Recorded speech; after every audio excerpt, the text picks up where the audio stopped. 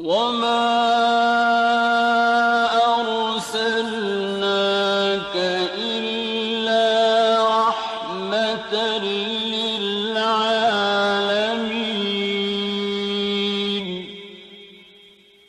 نبی کریم صلی اللہ علیہ وسلم بنی نوع انسان کے لیے اللہ کے آخری نبی ہیں، اور آپ پر نازل ہونے والی کتاب قرآن مجید اللہ تعالیٰ کی آخری کتاب ہے.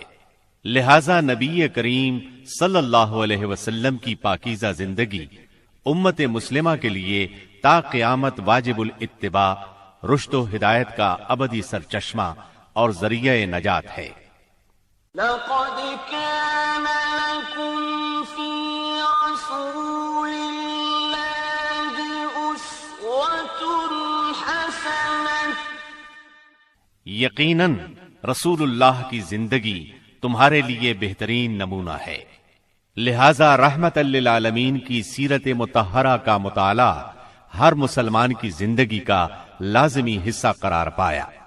مسلمان مردوں، عورتوں اور بچوں کی اسی ضرورت کے پیش نظر نبی رحمت صلی اللہ علیہ وسلم کی سیرت طیبہ پر سیٹ تیار کیا ہے، جس کی تیاری میں قرآن مجید، صحیح احادیث اور مستند سیرت کی کتابوں سے استفادہ کیا گیا ہے. اس سیٹ میں سیرت النبی صلی اللہ علیہ وسلم کو مفصل طور پر بیان کیا گیا ہے.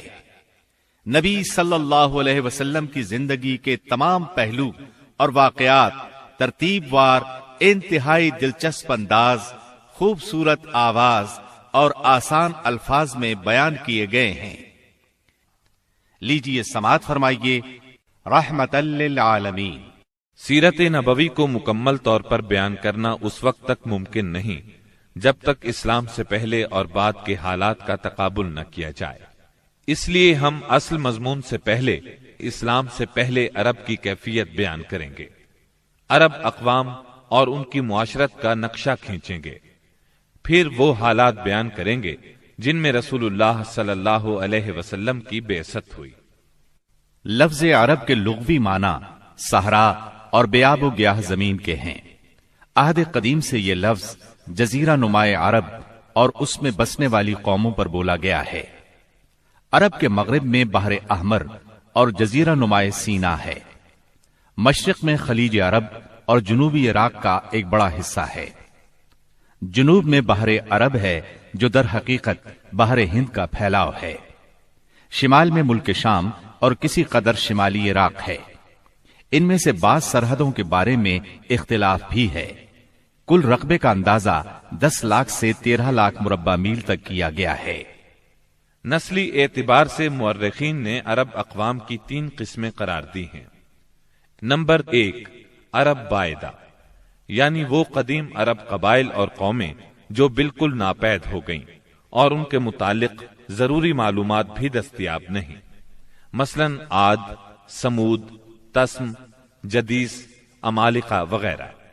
نمبر 2، عرب عاربہ، یعنی وہ عرب قبائل جو یعرب بن یشجب بن قحطان کی نسل سے ہیں. انہیں قحطانی عرب کہا جاتا ہے. نمبر 3، عرب مستعربہ، یعنی وہ قبائل جو سیدنا اسماعیل علیہ السلام کی نسل سے ہیں. انہیں عدنانی عرب کہا جاتا ہے. عرب عاربہ یعنی قحطانی عرب کا اصل گہوارہ ملک یمن تھا. یہیں ان کے خاندان اور قبیلے مختلف شاخوں میں پھوٹے، پھیلے اور بڑھے. ان میں سے 2 قبیلوں نے بہت شہرت حاصل کی. ایک ہمیر جس کی مشہور شاخیں زید الجمہور، قزاع اور سکاسک ہیں. دوسرا کہلان جس کی مشہور شاخیں ہمدان، انمار، مزہج، تے، کندہ، لخم، جزام، ازد، اوس، خزرج اور اولاد جفنا ہیں، جنہوں نے آگے چل کر ملک شام میں بادشاہت قائم کی اور آل غسان کے نام سے مشہور ہوئے. عرب مستعربہ کے جد اعلیٰ سیدنا ابراہیم علیہ السلام اصلاً عراق کے ایک شہر اور کے باشندے تھے. یہ شہر دریائے فرات کے مغربی ساحل پر کوفے کے قریب واقع تھا. اس کی کھدائی کے دوران میں جو کتبے برآمد ہوئے ان سے اس شہر کے متعلق بہت سی تفصیلات منظر عام پر آئی ہیں، اور سیدنا ابراہیم علیہ السلام کے خاندان کی بعض تفصیلات معلوم ہوئی ہیں، نیز ملک کے دینی اور اجتماعی حالات بھی سامنے آئے ہیں۔ سیدنا ابراہیم علیہ السلام یہاں سے ہجرت کر کے شہر حران تشریف لے گئے تھے، اور پھر وہاں سے فلسطین جا کر اس کو اپنی دعوتی سرگرمیوں کا مرکز بنا لیا، اور دعوت و تبلیغ کے لیے یہیں سے اندرون و بیرون ملک آتے جاتے رہتے تھے۔ ایک بار آپ مصر تشریف لے گئے۔ فرعون نے آپ کی بیوی سیدہ سارہ علیہ السلام کی کیفیت سنی تو بدنیت ہو گیا، انہیں بری نیت سے اپنے دربار میں بلایا، لیکن اللہ نے سیدہ سارہ کی دعا کے نتیجے میں غیبی طور پر فرعون کی ایسی گرفت کی کہ وہ ہاتھ پاؤں مارنے لگا۔ اس کی نیت بد اس کے منہ پر مار دی گئی، اور وہ اس حادثے کی نوعیت سے سمجھ گیا کہ سیدہ سارہ اللہ کی نہایت خاص اور مقرب بندی ہیں۔ وہ ان کے اس وصف سے اس قدر متاثر ہوا کہ اپنی بیٹی ہاجرہ کو ان کی خدمت میں دے دیا۔ پھر سیدہ سارہ نے سیدہ ہاجرہ کو ابراہیم علیہ السلام کی زوجیت میں دے دیا۔ ابراہیم علیہ السلام ان دونوں کو لے کر فلسطین واپس تشریف لائے۔ پھر اللہ نے سیدہ ہاجرہ کے بطن سے ابراہیم علیہ السلام کو ایک فرزند ارجمند اسماعیل علیہ السلام عطا فرمایا۔ سیدہ سارہ بے اولاد تھیں، اس لیے انہیں بہت غیرت آئی، اور انہوں نے سیدنا ابراہیم علیہ السلام کو مجبور کیا کہ سیدہ ہاجرہ کو ان کے نوزائیدہ بچے سمیت جلا وطن کر دیں۔ حالات نے ایسا رخ اختیار کیا کہ انہیں سیدہ سارہ کی بات ماننا پڑی، اور وہ سیدہ ہاجرہ اور اسماعیل علیہ السلام کو لے کر حجاز تشریف لے گئے۔ وہاں انہیں ایک بے آب و گیاہ وادی میں اتار دیا۔ اسی جگہ آج بیت اللہ ہے، اس وقت نہیں تھا، صرف ٹیلوں کی طرح ابھری ہوئی زمین تھی۔ سیلاب آتا تو دائیں بائیں سے کترا کر نکل جاتا تھا۔ وہیں مسجد حرام کے بالائی حصے میں زمزم کے پاس ایک بہت بڑا درخت تھا۔ آپ نے ان دونوں کو اسی درخت کے پاس چھوڑا تھا۔ اس وقت مکے میں پانی تھا نہ انسان، اس لیے سیدنا ابراہیم علیہ السلام نے ایک توشہ دان میں کھجوریں اور ایک مشکیزے میں پانی رکھ دیا۔ اس کے بعد فلسطین واپس چلے گئے۔ ادھر چند ہی دن میں کھجوریں اور پانی ختم ہو گیا۔ سخت مشکل پیش آئی، مگر اس مشکل وقت میں اللہ کے فضل سے زمزم کا چشمہ پھوٹ پڑا اور ان کے لیے خوراک کا سامان بن گیا۔ اسماعیل علیہ السلام جب جوان ہوئے تو جرہم قبیلے سے عربی سیکھ لی۔ یہ قبیلہ وہاں پانی دیکھ کر آباد ہو گیا تھا۔ اس قبیلے کے لوگ انہیں پسند کرنے لگے تو ان لوگوں نے اپنے خاندان کی ایک خاتون سے ان کی شادی کر دی۔ اسی دوران میں سیدہ ہاجرہ کا انتقال ہو گیا۔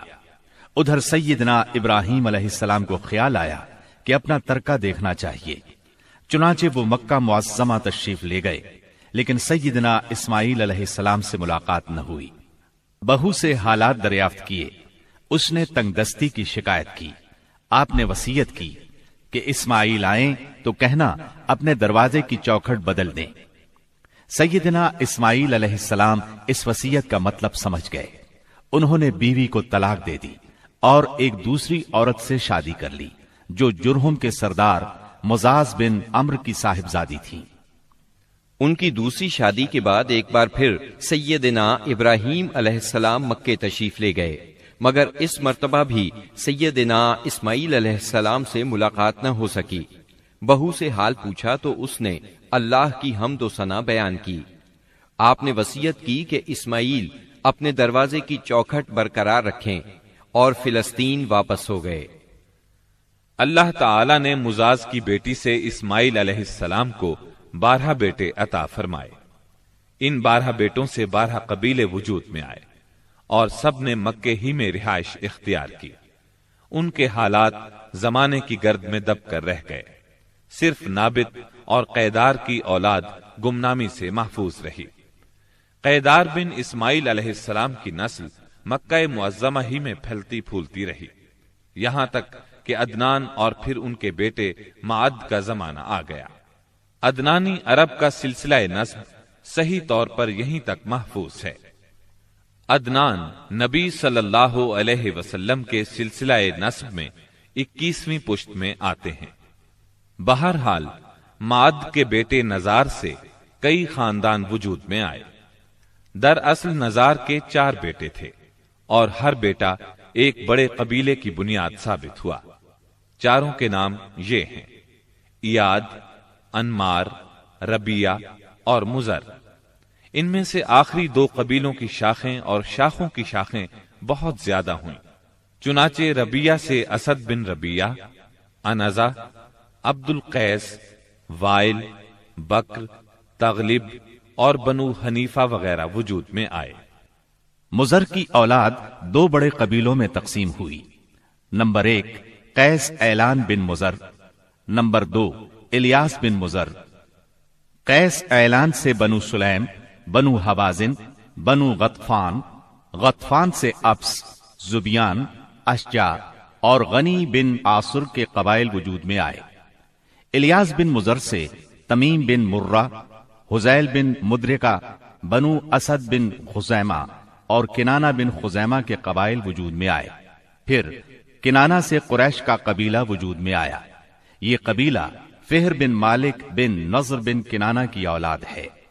پھر قریش بھی مختلف شاخوں میں تقسیم ہوئے۔ مشہور قریشی شاخوں کے نام یہ ہیں: جمح، سہم، عدی، مخزوم، تیم، زہرہ اور قصی بن کلاب کے خاندان، یعنی عبد الدار، اسد بن عبد العزا اور عبد مناف۔ یہ تینوں قصی کے بیٹے تھے۔ ان میں سے عبد مناف کے 4 بیٹے ہوئے، جن سے 4 ذیلی قبیلے وجود میں آئے، یعنی عبد شمس، نوفل، مطلب اور ہاشم۔ انہی ہاشم کی نسل سے اللہ نے ہمارے نبی کریم صلی اللہ علیہ وسلم کا انتخاب فرمایا۔ ابن عباس رضی اللہ عنہ کا بیان ہے کہ رسول اللہ صلی اللہ علیہ وسلم نے فرمایا، اللہ تعالیٰ نے مخلوق پیدا فرمائی تو مجھے سب سے اچھے گروہ کے اندر رکھا، پھر قبائل کو چنا تو مجھے سب سے اچھے قبیلے کے اندر بنایا، پھر گھرانوں کو چنا تو مجھے سب سے اچھے گھرانے میں بنایا، لہذا میں اپنی ذات کے اعتبار سے بھی سب سے اچھا ہوں اور اپنے گھرانے کے اعتبار سے بھی سب سے بہتر ہوں۔ جس وقت جزیرۃ العرب پر اسلام کا سورج طلوع ہوا، وہاں 2 قسم کے حکمران تھے۔ ایک تاج پوش بادشاہ جو حقیقت میں مکمل طور پر آزاد اور خود مختار نہیں تھے، اور دوسرے قبائلی سردار جنہیں اختیارات کے لحاظ سے وہی حیثیت حاصل تھی جو تاج پوش بادشاہوں کی تھی، لیکن ان کی اکثریت کو ایک مزید امتیاز یہ حاصل تھا کہ وہ مکمل طور پر آزاد اور خود مختار تھے۔ اس وقت تاج پوش حکمران یہ تھے: شاہان یمن، شاہان آل غسان یعنی شام، اور شاہان ہیرا یعنی عراق۔ باقی عرب حکمران تاج پوش نہ تھے۔ عرب عاربہ میں سے قدیم ترین قوم سبا تھی۔ اور یعنی عراق سے جو کتبات برآمد ہوئے، ان میں 2500 سال قبل مسیح کی اس قوم کا ذکر ملتا ہے، لیکن اس کے عروج کا زمانہ 11 صدی قبل مسیح سے شروع ہوتا ہے۔ اس کی تاریخ کے اہم ادوار یہ ہیں: 650 قبل مسیح سے پہلے کا دور۔ اس دور میں سبا کے بادشاہوں کا لقب مکرب سبا تھا۔ ان کا پایہ تخت سرواہ تھا، جس کے کھنڈرات آج بھی معارب کے مغرب میں 1 دن کے فاصلے پر پائے جاتے ہیں۔ یہ کھنڈرات خریبہ کے نام سے مشہور ہیں۔ اسی دور میں معارب کے مشہور بند کی بنیاد رکھی گئی، جسے یمن کی تاریخ میں بہت اہمیت حاصل ہے۔ 650 قبل مسیح سے 115 قبل مسیح تک کا دور۔ اس دور میں سبا کے بادشاہوں نے مکرب کا لفظ چھوڑ کر ملک یعنی بادشاہ کا لقب اختیار کر لیا اور سرواہ کی بجائے معارب کو اپنا دارالسلطنت بنایا۔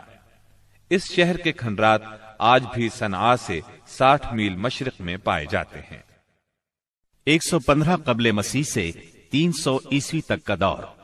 اس دور میں سبا کی مملکت پر قبیلہ ہمیر کو غلبہ حاصل رہا اور اس نے معارف کی بجائے ریدان کو اپنا پائے تخت بنایا۔ پھر ریدان کا نام ظفار پڑ گیا، جس کے کھنڈرات آج بھی شہر یریم کے قریب ایک دائرہ نما پہاڑی پر پائے جاتے ہیں۔ اسی دور میں قوم سبا کا زوال شروع ہوا۔ 300 عیسوی کے بعد سے آغاز اسلام تک کا دور۔ اس دور میں یمن کے اندر مسلسل اضطراب اور انتشار برپا رہا۔ انقلابات آئے، خانہ جنگیاں ہوئیں اور بیرونی قوموں کو مداخلت کے مواقع ہاتھ آئے، یہاں تک کہ ایک وقت ایسا بھی آیا کہ یمن کی آزادی سلب ہو گئی۔ چنانچہ اسی دور میں رومیوں نے عدن پر فوجی قبضہ کیا اور ان کی مدد سے حبشیوں نے ہمیر اور ہمدان کی آپس میں کشمکش سے فائدہ اٹھایا اور 340 عیسوی میں پہلی بار یمن پر قبضہ کیا۔ یہ قبضہ 378 عیسوی تک برقرار رہا۔ اس کے بعد یمن کی آزادی تو بحال ہو گئی، مگر معارب کے مشہور بند میں رکھنے پڑنا شروع ہو گئے، یہاں تک کہ 450 عیسوی یا 451 عیسوی میں بند ٹوٹ گیا اور وہ عظیم سیلاب آیا جس کا ذکر قرآن مجید کی سورہ سبا میں سیل ارم کے نام سے کیا گیا ہے۔ پھر 523 عیسوی میں ایک اور سنگین حادثہ پیش آیا، وہ یہ کہ یمن کے یہودی بادشاہ زونواس نے نجران کے عیسائیوں پر ایک ہیبت ناک حملہ کیا، انہیں عیسائی مذہب چھوڑنے پر مجبور کرنے کی کوشش کی۔ جب وہ اس پر آمادہ نہ ہوئے تو زونواس نے خندقیں کھدوا کر انہیں بھڑکتی ہوئی آگ میں جھونک دیا۔ قرآن مجید کی سورہ بروج میں اسی لرزہ خیز واقعے کی طرف اشارہ موجود ہے۔ اس واقعے کا نتیجہ یہ ہوا کہ عیسائیت انتقام لینے پر تل گئی۔ وہ پہلے ہی رومی بادشاہوں کی قیادت میں بلا وجہ عرب کی فتوحات کے لیے تیاری کر چکے تھے، اپنے علاقوں کو وسیع کرنا چاہتے تھے۔ انہوں نے حبشیوں کو یمن پر حملے کی ترغیب دی، انہیں باہری بیڑا مہیا کیا۔ حبشیوں نے رومیوں کی شہ پا کر 525 عیسوی میں اریات کی قیادت میں 70,000 فوج سے یمن پر دوبارہ قبضہ کر لیا۔ قبضے کے بعد اریات نے شاہ حبش کے گورنر کی حیثیت سے یمن پر حکمرانی کی، لیکن پھر اس کی فوج کے ایک ماتحت کمانڈر ابرہا نے اسے قتل کر کے خود اقتدار پر قبضہ جما لیا اور شاہ حبش کو بھی راضی کر لیا کہ وہ اس کے قبضے کو تسلیم کر لے۔ یہ وہی ابرہا ہے جس نے بعد میں خانہ کعبہ کو ڈھانے کی کوشش کی اور ایک لشکر جرار کے علاوہ چند ہاتھیوں کو بھی فوج کشی کے لیے ساتھ لایا، جس کی وجہ سے یہ لشکر اصحاب الفیل کے نام سے مشہور ہوا۔ عراق اور اس کے نواحی علاقوں پر سائرس اعظم کے زمانے ہی سے اہل فارس کی حکمرانی چلی آ رہی تھی۔ اسے کوروش کبیر، خورس یا سائرس ذوالقرنین بھی کہا جاتا ہے۔ اس کا زمانہ 557 تا 529 قبل مسیح ہے۔ اس کے مقابلے میں کسی کو آنے کی جرت نہیں تھی، یہاں تک کہ 326 قبل مسیح میں سکندر مقدونی نے دارا اول کو شکست دے کر فارسیوں کی طاقت توڑ دی، جس کے نتیجے میں ان کا ملک ٹکڑے ٹکڑے ہو گیا اور طوائف الملوکی شروع ہو گئی۔ یہ انتشار 230 عیسوی تک جاری رہا۔ اسی دوران میں قحطانی قبائل نے اپنا وطن چھوڑ کر عراق کے ایک بہت بڑے اور شاداب سرحدی علاقے پر بود و باش اختیار کر لی۔